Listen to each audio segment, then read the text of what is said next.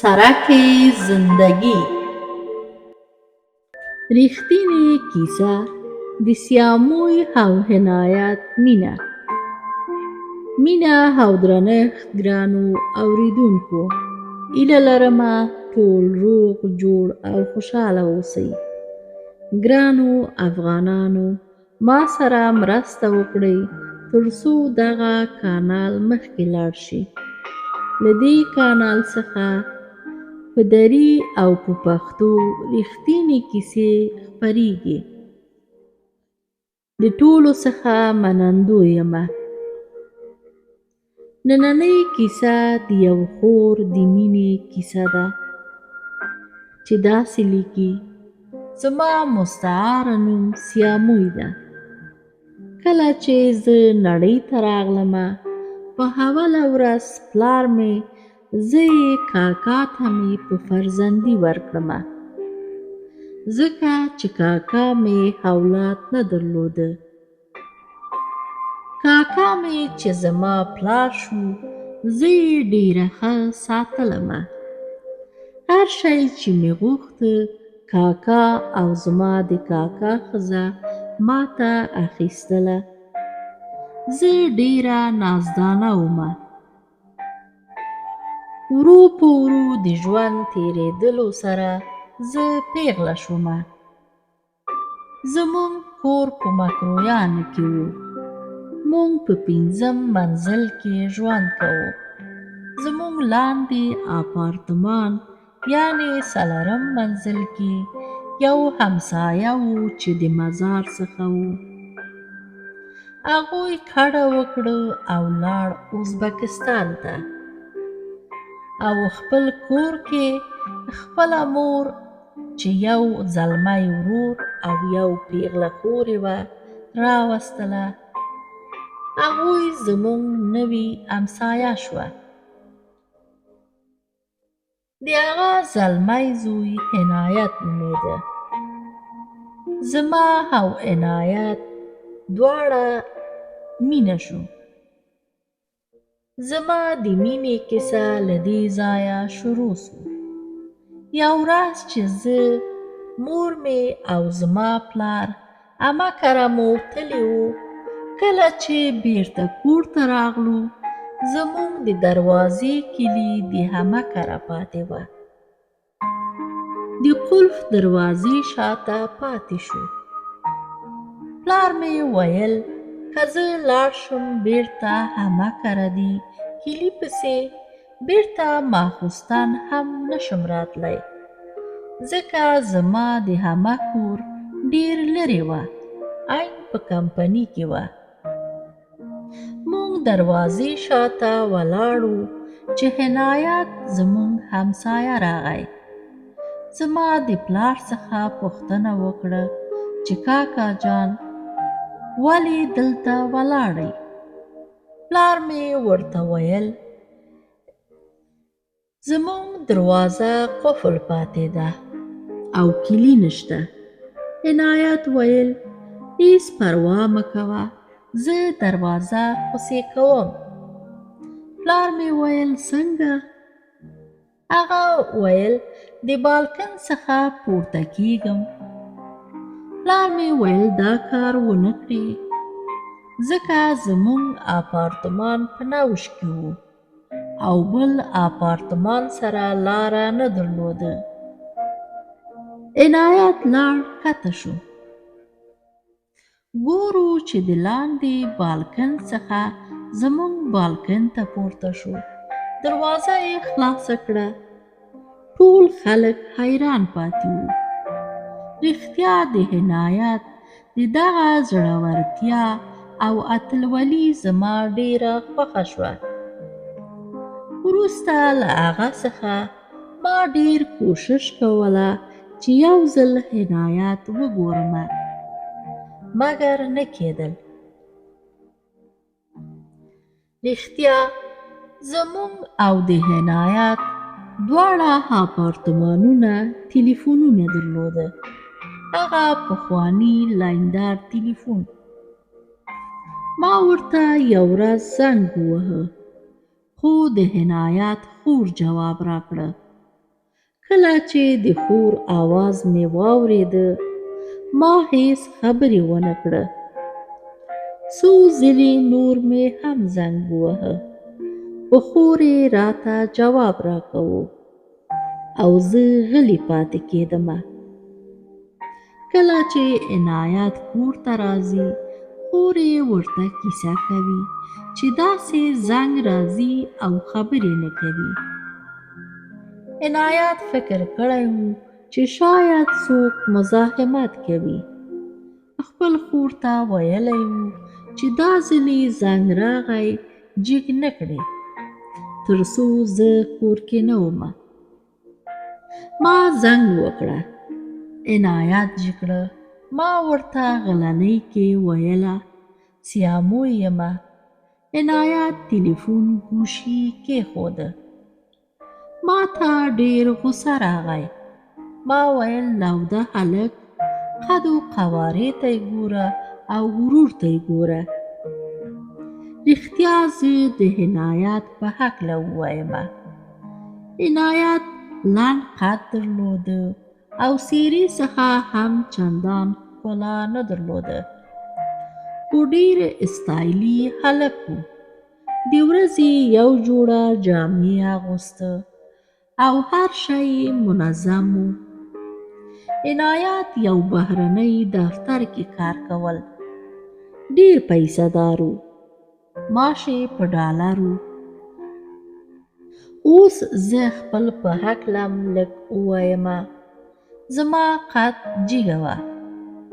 غټې غټې برګې سترګې مې دي او له رنګه توره یمه.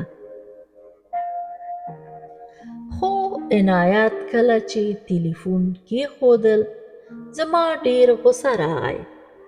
شپه سو. لاړم خپل د خوب کوټې ته. زه خوب کې ومه چې تلیفون کې زنګ راغی. ویښه شومه. زر لاړم تلیفون خواته.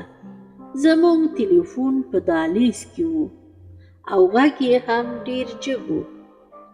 پلار مې هم د تلیفون آواز سره د خوبه ویښ شوی و.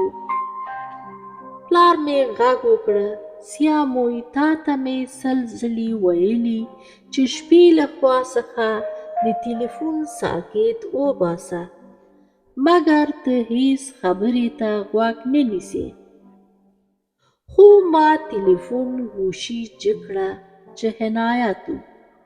ویل ګوره سیاموی چې کټ نه کړې زه غواړم تا سره خبرې وکړم. ما هم تلیفون خپل کوټې ته دننه کړه او پلار ته مې ویل چې پلار جانه د تلیفون ساکټ مې وایسته. اوس ته بېغمه ویده شه. کوټې ته مې تلیفون دننه کړ. عنایت راته ویل کله چې تا د ورځې زنګ وهلی و زما خور زما خوا کې وه. که ستا آواز یې پېژانده بیا ښه خبره نه وه ځکه ما درباندې تلیفون بند کړ او اوس مې درته زنګ ووهه چې ټول ویده دي. زه غواړم تا سره معرفي سم. وایه کنه. ما هم د خپل ټول ژوند کیسه ورته وکړه. عنایت هم خپل د مینې اظهار راته وکړه. راته یې ویل چې زه غواړم تا سره واده وکړم بغیر له تا نه بل جنۍ ته قسم که وګورم درته وفادار پاتې کېږم. ما هم ورته ویله چې زما هم درسره مینه ده. وروسته له هغې څخه زما او د عنایت د مینې رشته جوړه سوه. د هره ورځ په تېرېدلو سره د عنایت مینه زما په زړه کې زیاتېدله. 1 کال همدغسې تېر شو. زموږ مینه یوازې تلیفون کې خبرې کول و. او د بالکن څخه یو بل ته کتل و. نور کوم خبره نه وه. له نږدې څخه مو هېڅ لیدلي نه وه یو بل. یو ورځ چې زما مور او پلار غوښتل چې زموږ یو کورنۍ کره لاړ شي، ما ته یې ویل چې سیاموی لورې، ته هم موږ سره لاړه شه. ما ویل چې زه نه ځمه. زما زړه خفه و، ځکه زما او د عنایت جنګ شوی و او 2 ورځې کېدل چې د یو بل سره مو خبرې نه وې کړې. ما ویل زه کور کې پاتې کېږمه. مور و پلار مې ویل سمه ده. هغوی لاړې. ماښام سو رانغلل. زه تر نیمې شپې پورې د هغوی په تمه پاتې شومه.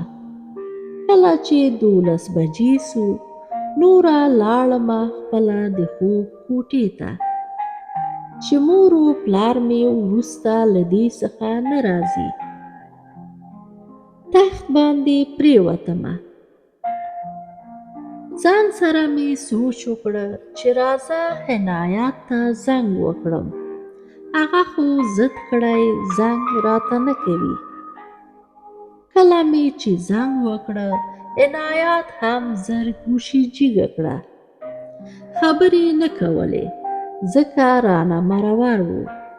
ما ډېر ورته ناز ورکړه.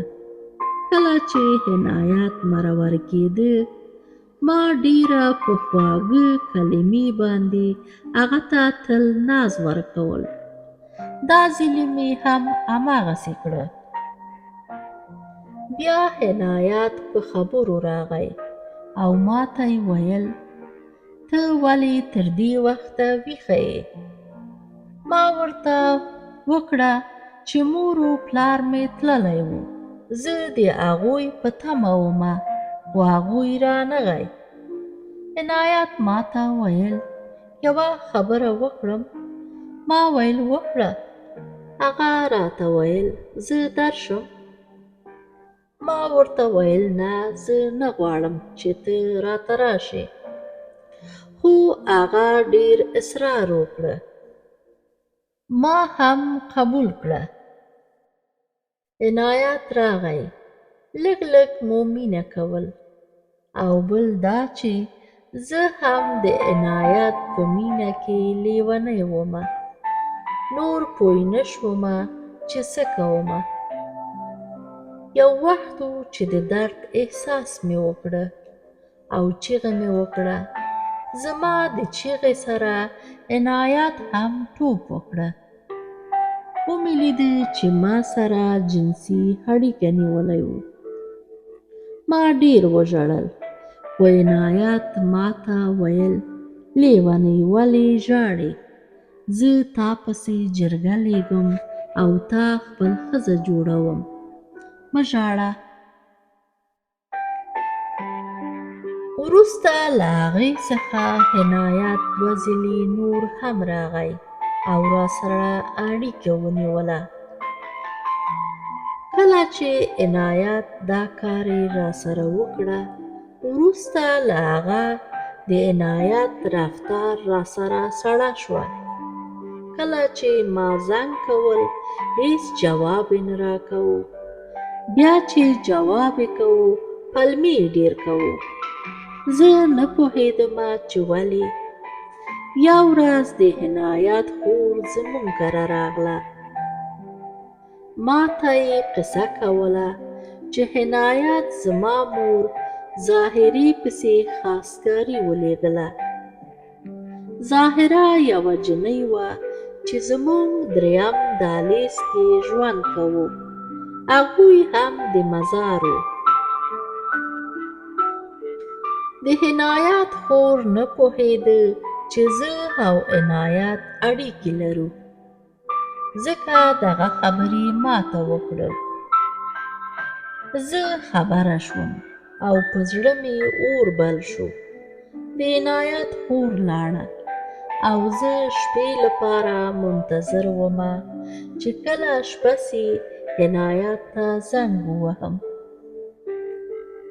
عنایت ته مې زنګ وکړه. اول کې جواب نه کول، بیا چې جواب وکړه ما ته ویل څه خبره ده. ما ورته په ژړا کې ویل ګوره عنایته، تا زما پیغلتوب او عزت لوټ کړی. اوس ته باید او شاید ما سره واده وکړې. هغه راته ویل ته صبر شه، ولې وارخطا یې؟ ما ورته ویل ولې ظاهري ته دې جرګه لېږلی؟ هغه راته وکړه تا ته چا ویل؟ ما ورته وکړه خور دې ټول خبره راته وکړه. عنایت تیلیفون یې راباندې کټ کړه. ګورمه چې د خور آواز یې له کور څخه پورته شو. ظالم هلک خپل خور یې وهلې وه چې ته ولې امسایهګانو ته د کور خبره کوې. وروسته له هغه نور عنایت زما زنګ ته بیخي جواب نه کول. څو ورځې همداسې تیر شو.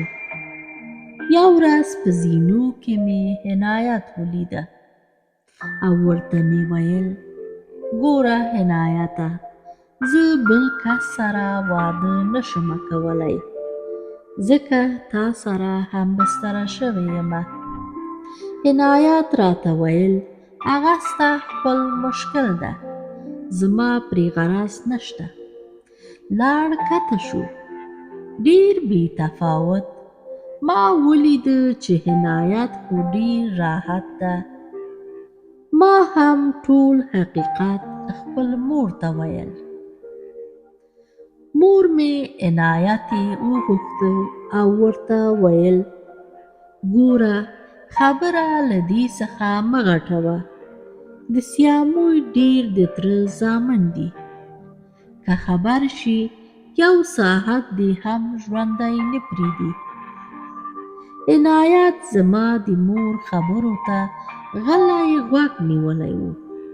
کله چې خلاص شو لاړ، خو مګر عنایت هېڅ تغییر ونه کړل. بیا خبر شو چې خپله مور یې ظاهري پسې جرګه لېږلې وه. مور مې هم مجبوره شوه چې زما پلار ته حقیقت ووایي.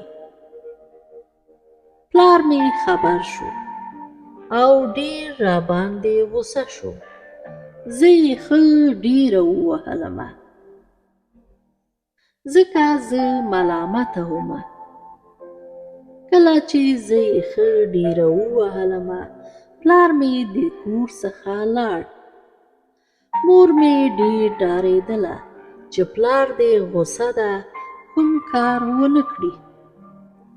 پلار مې عنایت ته تللی و او هغه ته ویلی و چې زه تا ته تر سبا وخت درکوم چې خپل نارینه زموږ کور ته دسمال پسې ولېږه. که سبا ته دسمال پسې رانغلې د مرګ انتظار کې اوسه. عنایت زما د پلار څخه ډېر ډار شوی و او ویلی و چې کاکا زه بله ورځ د جمعې په ورځ تاسو کره دسمال پسې درځو. مګر زما پلار نه و منلی او ویلی و فقط سبا ته زه منتظر یم.